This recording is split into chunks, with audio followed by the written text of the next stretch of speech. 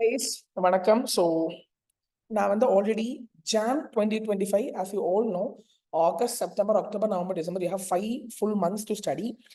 Already group 1 உடைய time table போட்டிருக்கேன். இது வந்து குரூப் 2 டைம் டேபிள். நான் first of all wait. Group 2 time table நான் சொல்ல போறேன்.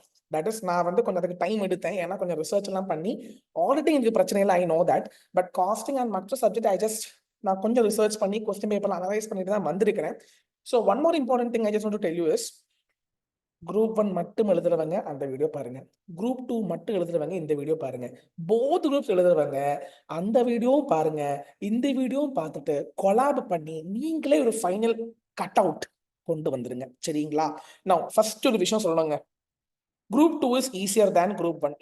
That is what I felt. நீங்க எப்படி ஃபீல் பண்றீங்க தெரியல.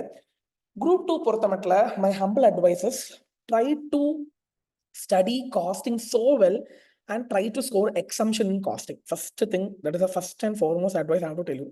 காஸ்டிங் வந்து நிறைய ஒர்க் அவுட் பண்ணுங்க. டெக்ஸ்ட்ல இருக்கிற எல்லா கொஸ்டின்ஸும் சும்மா ரீட் பண்ணாதீங்க, உட்காந்து எழுதி பாருங்க, ஒர்க் அவுட் பண்ணி பாருங்க. And auditing is also not a nightmare, guys. You can easily score good marks in auditing also. Since auditing is my subject, I am starting how to utilize your 5 months. இதுல நான் என்ன சொல்லியிருக்கிறேன்னா, August அதான் சொன்னேன், each month you use ஒரு வீக்ல 2 days அந்த மாதிரி நீங்க வச்சுக்கோங்க. So that it will be easily you can cover these topics. August மந்த்ல ஒரு 2 weeks அதுல 2 or 4-5 days எடுத்துக்கங்க. Auditing first chapter, on auditing 11th chapter, எத்திக்ஸும் ஃபர்ஸ்ட் சாப்டரும் கவர் பண்ணுங்க. அண்ட் ஃபர்ஸ்ட் சாப்டர் எப்படி ஈஸியா கவர் பண்ணணும், I have already put up a video in our channel, அதை கண்டிப்பா பாருங்க. First chapter and 11th chapter. First chapter is basics, 11th chapter completely deals with ethics. இது ரெண்டுமே you can expect for 8 to 10 marks in the exam. So first August monthல அதை படிச்சு முடிச்சதுக்கு அப்புறம் September month study bank audit, documentation and planning. இந்த 3 chapters is also an easy chapters.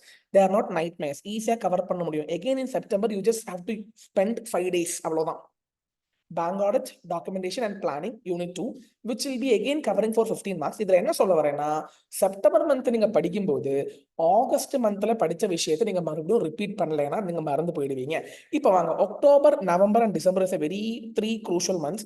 ஏன்னா அக்டோபரும் நவம்பரும் ரொம்ப பெரிய சாப்டர்ஸ் ஆன evidence, risk assessment, November audit report and completion review. இந்த 4 chapters are very big chapters. I can expect a lot of questions from these chapters. And one more important thing is these 4 chapters covers 40 marks. 4 சேர்த்து 40 marks உள்ள வந்துரும்.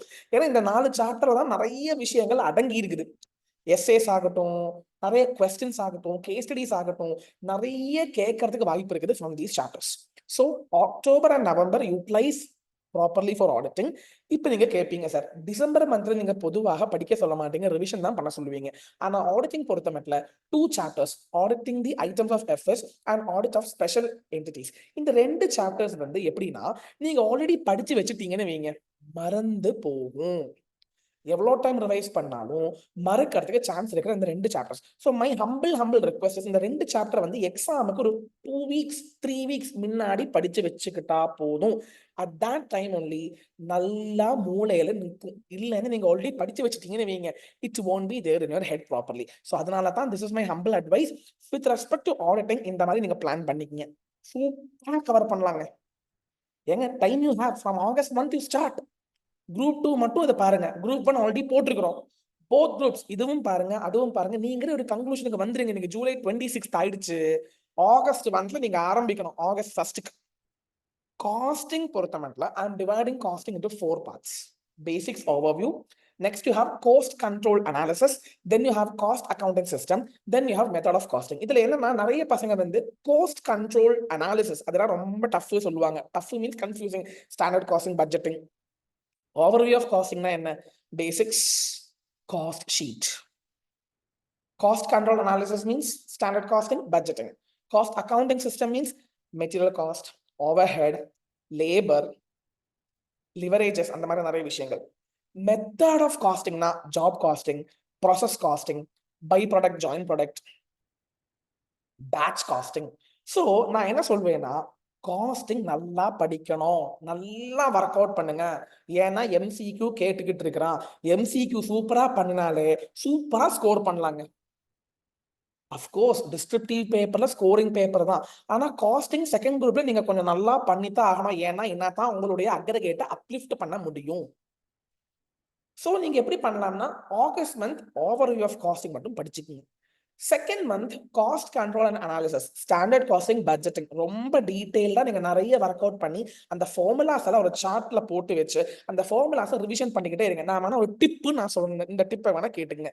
உங்களுக்கு டிஃபிகல்ட்டான formulas, டிஃபிகல்ட்டான விஷயம் இருந்துச்சுன்னா you take your phone எடுத்துட்டு நீங்க ஃபோன்ல record பண்ணுங்க. நீங்க சொன்ன விஷயத்த ரெக்கார்ட் பண்ணி வச்சுக்கோங்க. ஸோ எப்பெல்லாம் நீங்க ஃப்ரீ டைம் இருக்குதோ அந்த ஃப்ரீ டைம்ல நீங்க பண்ணின ரெக்கார்டிங்ஸ் கேட்டுக்குங்க. சார் இந்த ஐடியா நல்லா இருக்கு சார், இந்த ஐடியா வேணா யூஸ் பண்ணுங்க கைஸ். ஏன்னா உங்களுக்கு டஃப்பா ஒரு விஷயம் இருக்குது வச்சுக்கோங்க. அந்த டஃப்பான விஷயத்த போன்ல ரெக்கார்ட் பண்ணி வச்சுக்கிட்டு அந்த ரெக்கார்டிங்ஸ் நீங்க எப்பெல்லாம் ஃப்ரீயா இருக்கிறீங்களோ கேட்டுக்கிட்டீங்கன்னா அது உங்க தலையில ஓடிக்கிட்டே இருக்கும். It keeps on repeats in your head and it will really help you to recollect everything for the exam. Guys do comment பண்ணுங்க இந்த டெக்னிக் எப்படி இருக்கு சொல்லிட்டு.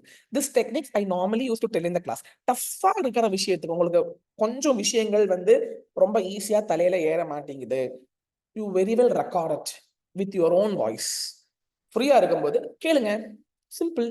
So you can in this way you can easily revise costing also. Coming on to finally FM and SM. SM வந்து August மந்த்தும் September மந்த்தும் தொடவே வேணாம். November, December, you have only 5 chapters. 3 chapter you do it. 3 chapters you can very well do it in 4 to 5 days is enough for 3 chapters. 4 to 5 days is enough for 2 chapters. So SM வந்து இப்போ சொல்றேன், SM நல்லா படிங்க, விளையாடாதீங்க. ஏன்னா third paper, அதாவது last paper in CA Inter and third paper in Group 2. This paper எப்படின்னா FM நிறைய, நான் இது என்னுடைய கருத்துங்க, நிறைய பேர் அதுல மார்க் வாங்குறாங்கன்னா எஃப்எம்னால கிடையாது, எஸ்எம் உடைய சப்போர்ட் இருக்கிறதுனால தான் மார்க் வாங்குறாங்க. இது என்னுடைய கணிப்பு. நீங்க எவ்வளவு பேர் அக்ரி பண்றீங்க எனக்கு தெரியல, கமெண்ட்ல சொல்லுங்க. This is my opinion. உங்களுக்கு வெரைட்டி ஒப்பீனியன்ஸ் இருக்கலாம், but this is my opinion. FM எக்ஸாம்ல மார்க் கூடுது அப்படின்னு நினைச்சீங்கன்னா அதுல முக்கியமான பங்கு எஸ்எம்க்கு இருக்குது. அண்ட் எஃப்எம் நிறைய பேர் ரொம்ப விரும்பி பண்ணுவாங்க.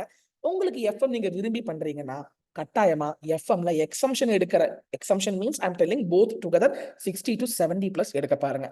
Again FM you can divide it into 4 parts.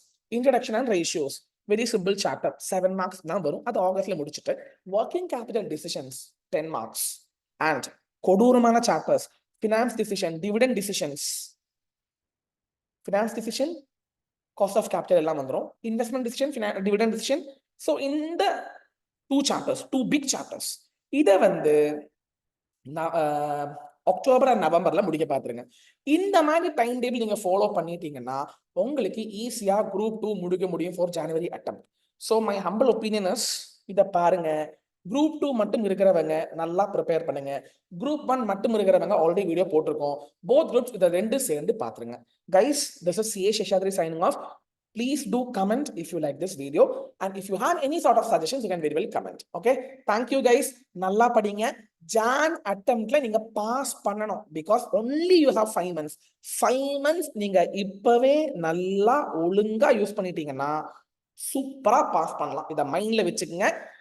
தயவு செஞ்சு இப்ப படிக்காம லாஸ்ட் மொமெண்ட்ல எடுத்து கொண்டு போயிடாதீங்க. அது வந்து ரொம்ப கஷ்டகரம் ஆயிடும் சொல்லிட்டேன். Okay guys, thank you. பார்க்கலாம். Stay blessed. Stay tuned. This is CA Seshadri, your faculty for CA Inter Law and CA Inter Audit signing off.